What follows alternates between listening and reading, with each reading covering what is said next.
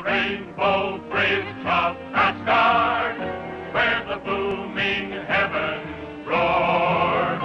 You'll behold in breathless wonder the God of thunder, mighty Thor. Yeah, that used to be Marvel at some point. My, how things change.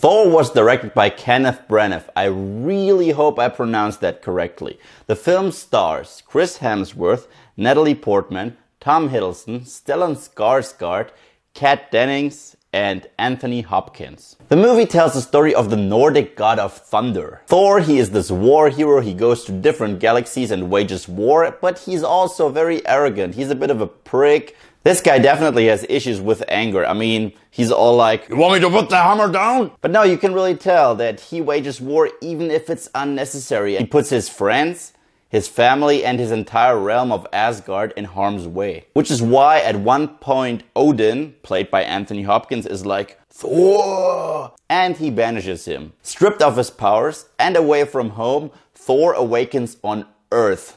There he meets Jane Foster, played by Natalie Portman. Natalie Portman, if you do watch this video, I'm in love with you. And her team of scientists.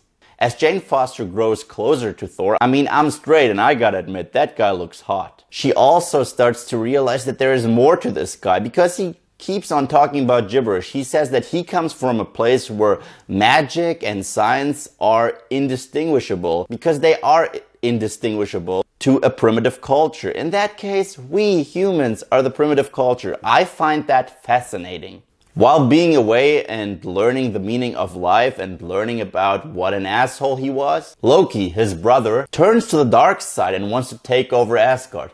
Okay, let's talk about the cast a little bit. First of all, Chris Hemsworth. He is Thor. I mean, let's face it. Natalie Portman as Jane Foster. She plays this really smart chick, but she's believable. I actually believed her being smart. Maybe because she has a degree in real life and yeah, she's smart and sexy and hot. And have I mentioned I want to marry her? Odin, I mean Anthony Hopkins. Has Anthony Hopkins ever given a bad performance? He is amazing in the movie. And let's get right down to it. Tom Hiddleston as Loki. Hands down my favorite Marvel villain so far. That guy, he's a bit of a drama queen, but he's also relatable because he has been neglected his entire life, so he feels entitled to throne and worship. This movie is not this big action extravaganza. Not at all. I mean, yes, it does have some cool action cinematography, especially at the beginning. You see Thor throw down with these frost giants, I believe that's what they're called.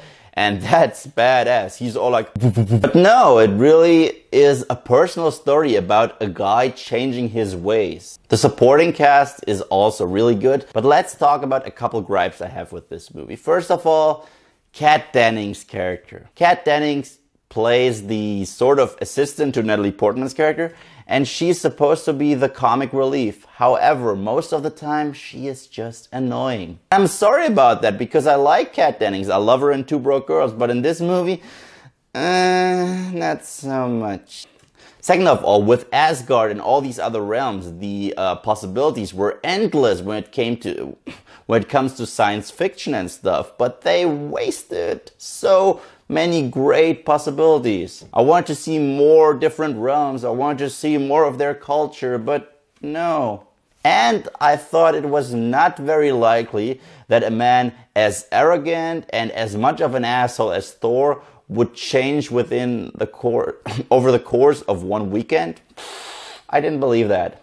However, this movie is good summer blockbuster entertainment. It has a great cast, the best Marvel villain we've had so far, a couple touching elements actually, and again, it really feeds into the entire Avengers saga. So I gotta say, Thor definitely is a great time. Thank God Marvel for giving us Loki. Really, we needed that villain. Thank you so much for watching as always. And if you like what you see here and you want to see more, then just subscribe.